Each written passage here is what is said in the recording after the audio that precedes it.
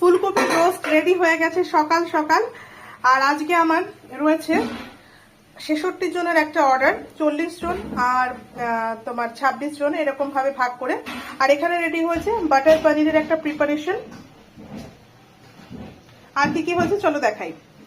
এখানেও রয়েছে গন্ধরাজ পনির, দুজনের দুরকম মেনু, তো ডিফারেন্ট ভাবে একটু বানিয়েছি। এখানে রেডি হয়েছে কাশ্মীরি আলুর দম। আজকে সম্পূর্ণ নিরামিষ পদগুলোই আমার এখানে রেডি হচ্ছে, কারণ আজকে অনেকের বাড়িতে গৃহপ্রবেশের পুজো রয়েছে। তো দেখো কাশ্মীরি আলুর দম রেডি হয়েছে। আর এখানে এখনো রেডি হয়নি,